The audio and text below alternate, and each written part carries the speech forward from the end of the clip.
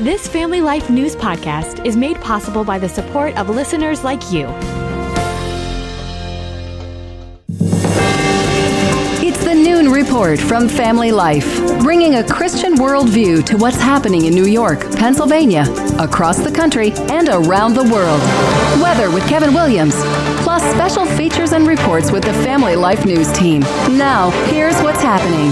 Off the rails in New Jersey. Good afternoon. Happy Friday. The nation's third largest transit system is out of commission today, and it's stranded tens of thousands of commuters. We were hoping for the best. We're prepared for the worst. New Jersey Governor Phil Murphy says contingency plans are in place to deal with this transit strike. This much is without dispute.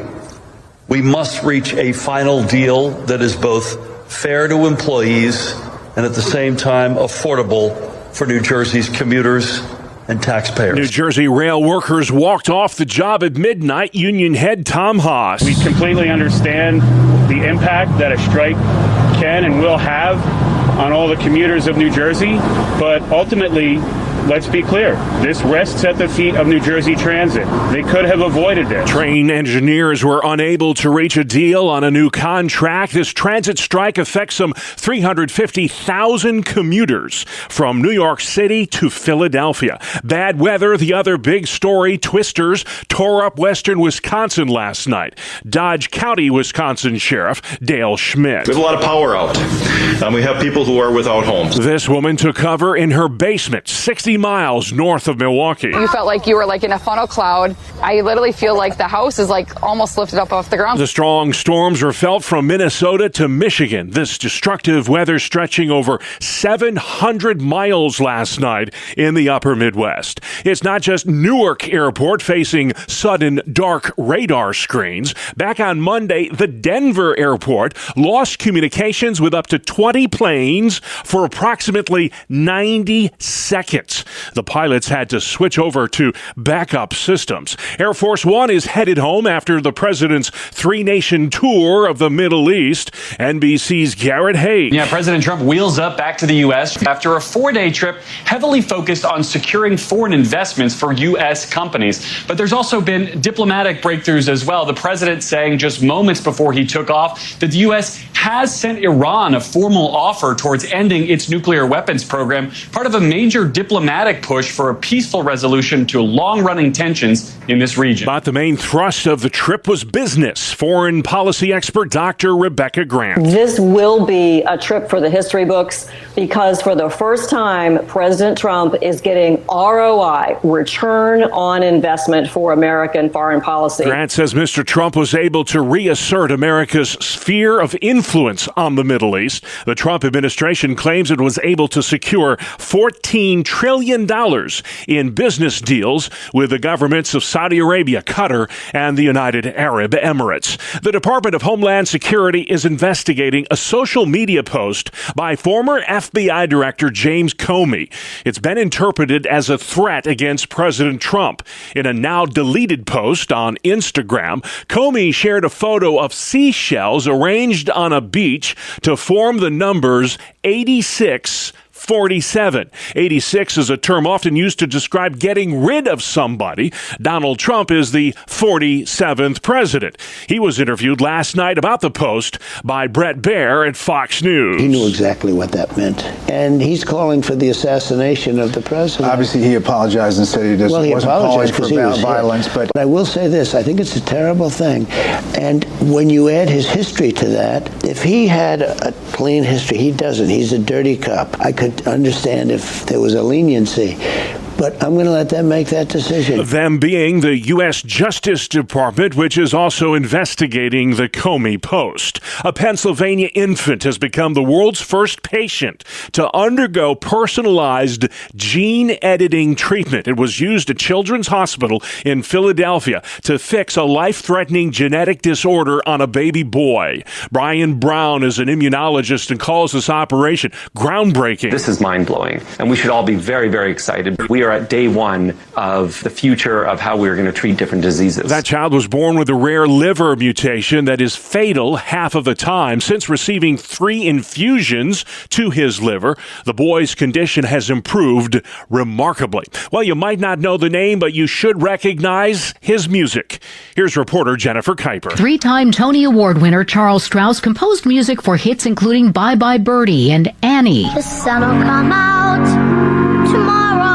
And for the small screen, he wrote the music for Boy, the way Glenn Miller played. His family says through a publicity agency that Charles Strouse, who had a career that spanned more than 50 years, has died at his home in New York City. Charles Strouse was 96. Still to come on the Noon Report. Forcing coaches to get mental health training. Massive drug bust in Western New York. And a warning today about those popular energy drinks. Good afternoon. I'm Kevin Williams. The weekend is just about upon us, and there'll be some significant weather changes to expect. We'll detail those changes in the forecast. That's up in 10 minutes. All right, Kevin, thank you. News where you live next from New York and Pennsylvania. Sure sign that summer's just around the corner. Today marked opening day for Six Flags Darien Lake, the largest amusement park in New York. Darien Lake is home to nearly 50 thrill-seeking rides, including the state's tallest one. They call it the Sky Screamer. It also boasts the region's largest water park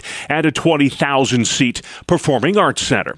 A massive drug bust in Wayne County, New York. Tens of thousands of marijuana plants have been seized at an illegal pot farm in Walworth. 2 men now facing federal charges. They could get life in prison. Folks in the area watched as federal agents executed a search warrant. Investigators say they seized more than 29,000 marijuana plants and nearly 2 tons of processed marijuana. 13 Wham's Daniel Finkelstein says the unlicensed pot shop operated under the name Integrity Farms. The men taken into custody are not from the area. Cops say they were selling and distributing marijuana to multiple businesses throughout Western New York. Penn State's Board of Trustees has recommended closing 7 of the university's branch campuses. They include Du Bois, Fayette, Mont Alto, New Kensington, Shenango, Wilkes-Barre, and York.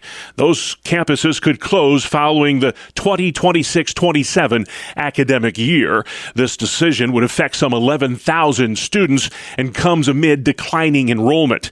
The Board of Trustees will meet again Thursday, May 22nd, to discuss more the proposed closures. The Diocese of Buffalo deciding where it will get the money to fund a recently announced settlement with more than 900 survivors of priest sex abuse. Some of that $150 million will come from individual parishes. Orchard Park Catholic Mary Prusky says the damage done by this scandal is hard to put into words. I don't think folks in our generation will forget this ever happened. I think those folks know that the people do love them, and it was the hierarchy of the Buffalo Diocese that didn't do much for them at the time, but now they're trying to make some amends. The diocese will be meeting with local pastors over the next several weeks to decide how much each individual parish will have to pay. The settlement rounds out to about $185,000 for each of the 900 victims. Legislation in the works in the Pennsylvania House requires high school coaches get mental health training. For some student athletes, coaches are often the person they feel most comfortable talking to regarding mental health struggles. But coaches aren't typically trained to handle these situations. A bill in the Pennsylvania House aims to change that. The bill, proposed by State Representative Mary Jo Daley, would require coaches to receive mental health awareness training. It would also ensure students, parents, coaches, and extracurricular advisors are aware of mental health services available in school and in the community. Brian Query, Family Life News. Thank you, Brian. Another sign of trouble for Destiny USA, that massive shopping mall in Syracuse. The mall's occupancy rate has slipped to 72%. That's down from 80% 2 years ago. Over 1/4 of the stores in the mall are now empty.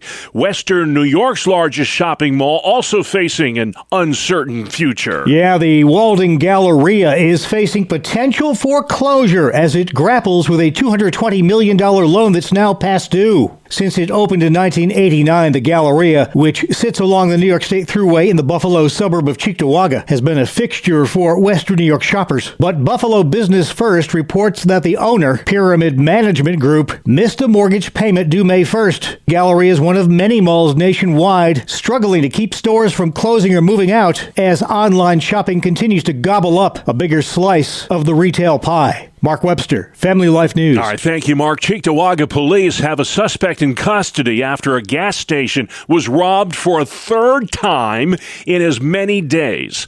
Cops say Joe's Quick Mart on French Road was robbed Tuesday night, Wednesday night, and again Thursday afternoon. It's called the Chromebook Challenge. Perhaps you've heard of it. A viral video circulating on TikTok that urges students to jam metal objects into the USB ports of their school-issued laptop computers. They get on social media, they see something, and they want to see if it really works. I mean, adults, we look at recipes online and we make something. The kids see this online and they go, wow, does this really work? So it becomes like a little challenge to them, and they think they just go and try and do it, and they're getting these consequences. These laptops are exploding, catching fire. So it's really not a good thing. Fire Chief Harold Holmes says the Chromebook Challenge is not just dumb, it's dangerous. They are lithium-ion batteries. They can be very volatile when they short out like that. They could explode. It could cause shrapnel.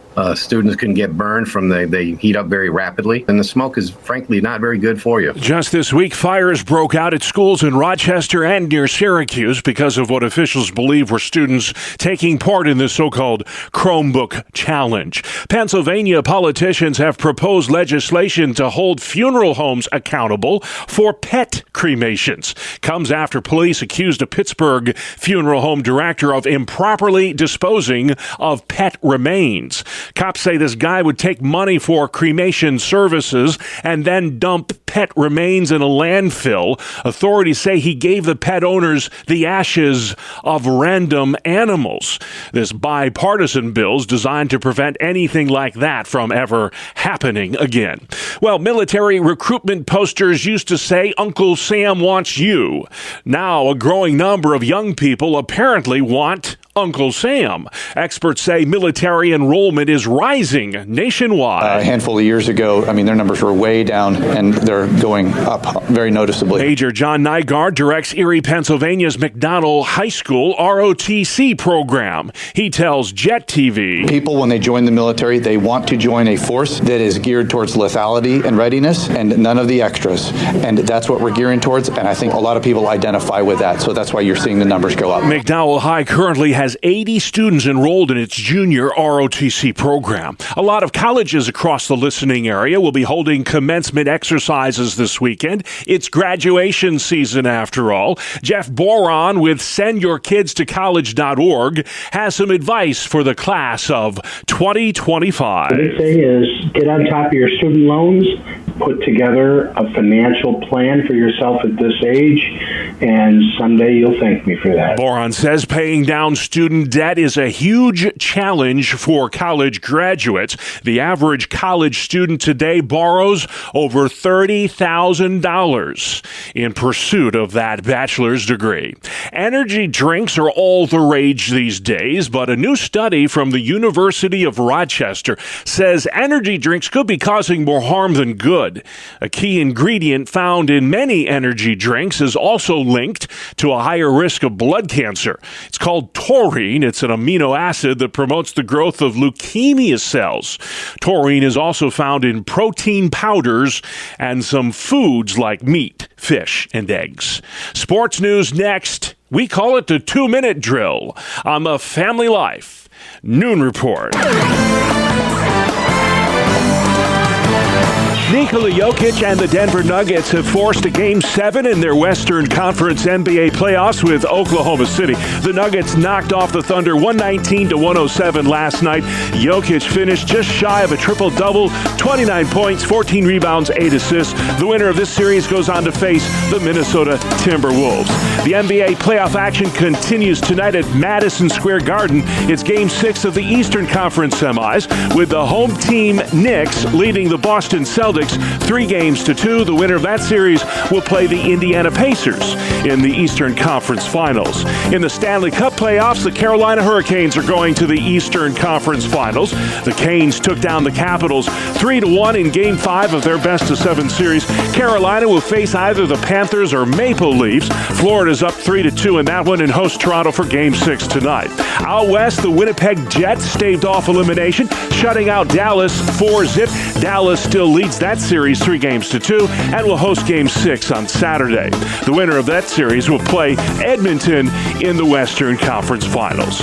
And finally, some baseball action last night. The Minnesota Twins blanked Baltimore 4-0. O's manager Brandon Hyde on the loss. We're hitting 220-something as a club, so that's going to be a tough recipe with giving up over 5 runs a game. So we got to continue to, put the effort in. Elsewhere in the American League, the Tampa Rays down Toronto 8-3. Texas blanked Houston 1-0 behind a strong pitching performance from Jacob deGrom. And in the National League, Atlanta beats the Nationals 5-2. The Los Angeles Dodgers blow out Oakland in interleague play 19-2 your final. Dodgers manager Dave Roberts talked about his superstar Shohei Ohtani's 2-home run performance. He's just playing really good baseball. I mean, we saw it all last year, so he's sort of just doing what Shohei does, which is amazingly not amazing anymore, I guess. And one other interleague play game saw the Reds beat the White Sox 7-1. At the Family Life Sports Desk, I'm Bob Price. And still to come on the Noon Report, the Capital Connection crew ready to talk shop on all that's happening at the state capitals in Albany and Harrisburg. Kev's got your weekend forecast, and at the end of the broadcast, why friendships matter so much. Welcome to Breakpoint, a daily look at an ever-changing culture through the lens of unchanging truth. For the Colson Center, I'm John Stonestreet. The slogan, "Trust the Science," has been used for years now to push any number of causes, many of them controversial, from COVID policies to transgender medical practices. Used often in substitution for making an actual argument, trust the science signals one's intellectual credibility without ever having to prove it, preempting debate, shutting down opposition. After all, how can you argue with science, especially capital S science? Now, at this point, it should be obvious to us all that those who most loudly repeat this mantra are also the ones most likely to put ideology before science, not the other way around. For example, consider the policy and corporate profiteering that was enabled by claiming scientific consensus about human-caused global warming. Now, an increasing number of scientists are questioning whether global warming is even happening, much less is human-caused. This, despite all of the ways that federal and state policies were reoriented around cutting carbon emissions. Though scientists certainly do not have consensus about climate change, it turns out that they do mostly agree about when life begins. According to a 2021 survey, 96% of over 5,500 biologists that were surveyed from over 1,000 academic institutions agree that human life begins at conception. Now, that's the kind of consensus activists on many other issues would love to have, but don't. So, shouldn't our laws and public policies reflect this science also? Wouldn't scientists who agree that life begins at conception also be calling for us all to trust the science and oppose abortion? Well, no. In this area, when the biology collides with the cultural priorities of sexual freedom, there are two common responses. First, deflection, citing something about women's rights to their own bodies or something like that, ideas about which the science we're supposed to trust has nothing to say. Second, an assertion that the preborn, while a human life, is not yet a person with moral status or rights. Now, of course, in this context, the concept of personhood is often utilized with no clear definition. And of course, the science, which tells us when life begins, is of no help telling us when a life becomes a person. What scientifically studyable aspect of a human being makes a person a person? Now, of course, different worldviews do offer different answers to that question, ranging from birth to self-awareness to feeling of pain or something like that. And yet, in the end, it's always Christians who are accused of imposing their religious, non-scientific views through law by others who are imposing their own religious, non-scientific distinctions between a human being and a person. And the implications of this debate go well beyond abortion. Historically, whenever some humans are defined as non-persons, other humans are quickly defined as non-persons. That's the story of how those with dementia, Down syndrome, or any number of other mental or physical conditions have been treated throughout much of history, including in much of the world today. Once the powerful assume the right to define which humans qualify as persons, whether by legal means or more broadly across a culture, the list always tends to be reduced down further. The essential question to anyone who proclaims trust the science is, what is science? Is it a means enabled by God's common grace for human beings to better understand and redeem a fallen world, or is it a tool of control? Science tells us clearly that human life begins at conception. Both natural law and biblical ethics teach that every human life is valuable. So the best way forward, then, is to see every human being as having rights that should be protected from the beginning of life to natural death.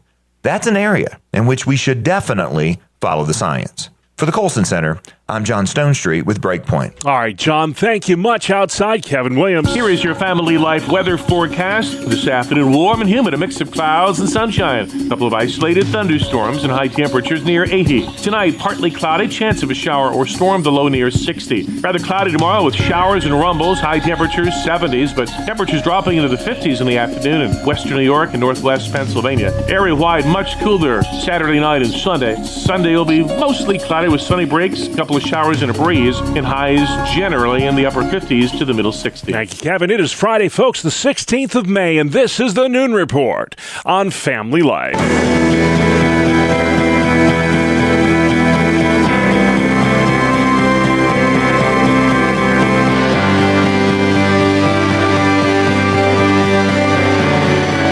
This is Capital Connection. Fridays during the Noon Report, we give you direct connection to all that's happening in Albany and Harrisburg with the experts on the issues at the state capitals. They are this week Michael Geer at the Pennsylvania Family Institute and Jason McGuire with New York Families. Well, Jason, I want to start with you and talk a little bit about criminal justice reform. This has been a major issue, not just in the budget negotiations, but ever since that beating death of Robert Brooks late last year and then that 3-week prison strike earlier this year. When it comes to corrections, what needs correcting in the state of New York? Well, there are a number of issues in our prison system here in the state of New York that need addressing. One of those is simply to deal with the stress on corrections officers. I think that has led to some of the difficulties that are occurring in the prison system. Also, I think, frankly, they need to deal with some of the law enforcement actions here. Prisoners that really have no accountability once they're in prison. And if you cannot discipline prisoners in prison, that makes it extremely challenging and dangerous for other inmates. Yeah. Well, the recreational marijuana bill that passed the House in Pennsylvania, Michael, is dead on arrival in the Senate. Dan Laughlin said this is not good legislation, even though he supports the commercialization of marijuana. Is there any end around that the governor may try to employ, even without Senate approval, to get this across the finish line here? Well, we're watching very closely because Governor Shapiro certainly wants this as part of his long-term plan, as part of his budget plan for this session. And we don't right now see a path that it can get through the Senate, but the governor is going to push very hard, and the marijuana lobbyists are swarming like flies all over the Senate and the House. Jason, thanks to the support of 3 Democrats, the New York State Education Committee has approved a bill that protects girls' sports from the transgender ideology that is just running rampant in our society today. If you would tell us a little bit more about this bill that passed out of committee and what chance it might have in the full Senate. Yeah, this is a bill that was sponsored by Senator Steve Rhodes. It really goes to the heart of protecting girls' sports. Why that's so significant here is because we have 2/3 Democratic majorities in our legislature, and that follows through in our committees as well. There are 2/3 Democratic majorities. It is unlikely it will advance any further in the legislature, but it does show us that inroads are being made, even in the Democratic Party, on the issue of protecting girls' sports. Michael, Planned Parenthood in Pennsylvania is using money that was meant for COVID relief on something entirely unrelated to COVID relief. Planned Parenthood got over $500,000 in pandemic assistance to run LGBTQ-themed youth programs in Bucks County. What's going on here? This comes on the heels of a study done on Planned Parenthood showing that now their growth industry is providing cross-sex hormones for youth without any real medical oversight at all. This particular issue was $600,000 granted from the Pennsylvania Department of Education to the so-called Rainbow Room, funded by Planned Parenthood in Bucks County, and it's basically an LGBTQ grooming facility. And the notion that they took funding designed to deal with the COVID public health emergency to instead be used for these purposes is just another reason why we need to defund Planned Parenthood across the board at the federal and the state level. Jason, we're also keeping a close eye on assisted suicide in New York. This so-called medical aid in dying bill, which passed the assemblies, mirrored after a law in Oregon that passed 30 years ago. Of course, Oregon was the first state to go down this road. Can you explain to our audience, how does this particular bill work, and what has been the experience of assisted suicide in states that now permit this heinous practice? Yeah, this piece of legislation here in New York would permit people that are facing a terminal diagnosis of 6 months or less to go to their doctors to get a prescription for drugs that will end their lives. That bill moved in the Assembly. It is awaiting action in the Senate. We have a lot of concerns about the legislation. For example, many times people beat those prognoses. Doctors are not omniscient. They can't know when a person only has 6 months left. We also have poor controls over whether this person is just experiencing depression during that time frame. The story of J.J. Hansen, who was instrumental in the early days of fighting this here in New York before he died of a brain tumor, describes a period in his life where he was suffering greatest, and if he'd had those drugs by his bedside table, he likely would have taken them. Well, J.J. beat his prognosis by years. He actually had another child during that time frame before ultimately cancer did claim his life. But he is so thankful he didn't have that at his disposal. So we believe that there is an effort here to cheapen life again. And it is very important that we recognize that life matters at all stages, the beginning of life and at the end of life. Yeah. Michael, I got to bring up Senator John Fetterman. There are serious questions being raised about his mental acuity. Of course, a stroke survivor. We wish him all the best. Apparently, he had an episode during a meeting with teachers recently in Harrisburg. There's new polling out that shows he is not doing well in his own party.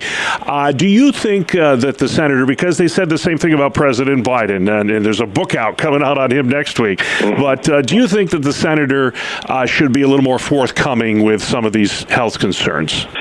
Well, it's hard to say fully because some of the attacks that are coming against him from his own party have to do with where he has landed on his political views, not so much on his health. And some might suspect that maybe those attacks are coming more because of those political views rather than his health.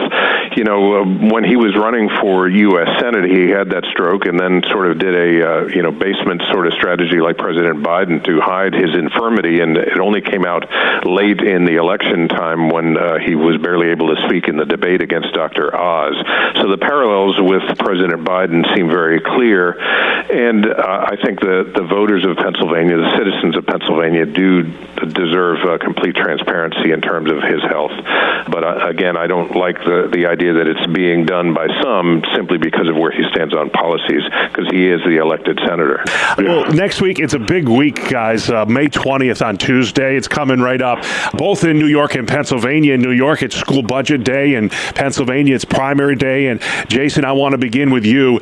I think statistics show about 10% of eligible voters will take part in school budget day. Such a travesty that few will get out and vote. Why is it important for us to get to the polls on Tuesday? It's interesting. In New York, we have this favorite pastime, and it's not always baseball. Sometimes it's complaining about the taxes that we pay. Yeah. And so if voters want to complain about the taxes they're paying, they need to get involved in the process.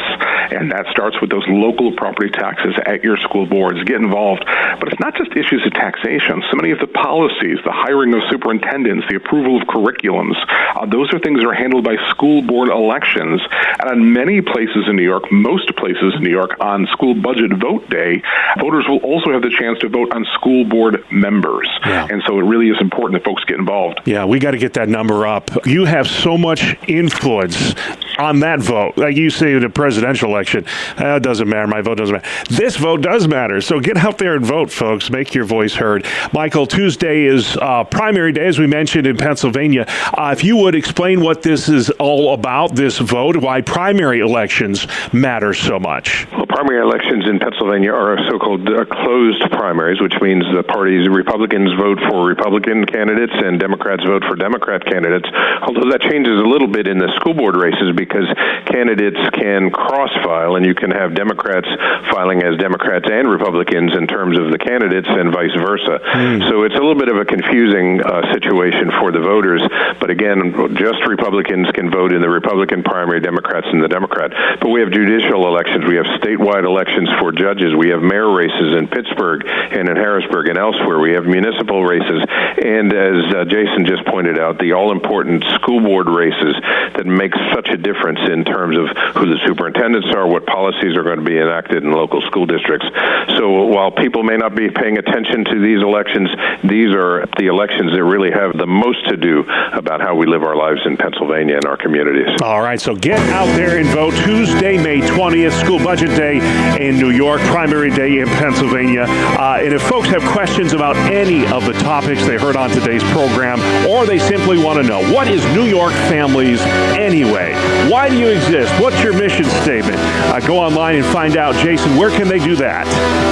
NewYorkFamilies.org. And the Pennsylvania Family Institute doing a great work in Harrisburg. If folks want to know more about you, Michael, where can they find you? PAFamily.org. All right, thanks, gentlemen. Capital Connection comes your way Fridays during the Noon Report. You can subscribe, listen to, and share that feature along with all our original podcasts at Apple Podcasts, Spotify, YouTube, or FamilyLife.org. Good afternoon. Here is your Family Life regional weather forecast. The day started with some flash and splash in parts of the area. The afternoon is looking warm and humid with sun and a thunderstorm in spots. A cold front across the area over the weekend, preceded by showers and rumbles on Saturday and followed by much cooler air on Sunday. Here's the call for this afternoon. Warm and humid, a mix of clouds and sunshine. A couple of isolated thunderstorms and high temperatures near 80. Tonight, partly cloudy, chance of a shower or storm, the low near 60. Rather cloudy tomorrow with showers and rumbles, high temperatures 70s, but temperatures dropping into the 50s in the afternoon in western New York and northwest Pennsylvania. Area-wide, much cooler Saturday night and Sunday.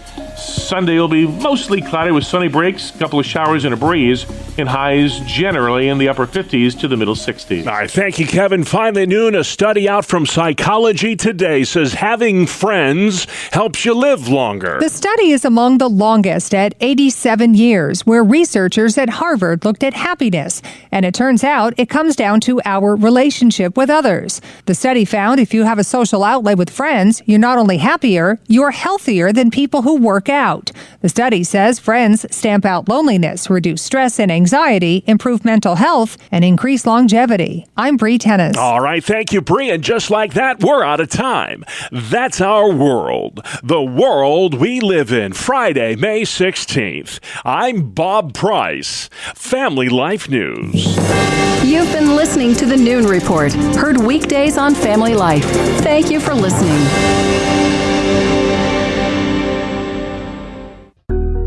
Thank you for listening to this Family Life News podcast. If you've been encouraged by what you've heard, please share it with others and click the subscribe button to automatically receive future episodes. Family Life is a listener-supported ministry. Podcasts like this are made possible by your financial partnership. Find out more at familylife.org.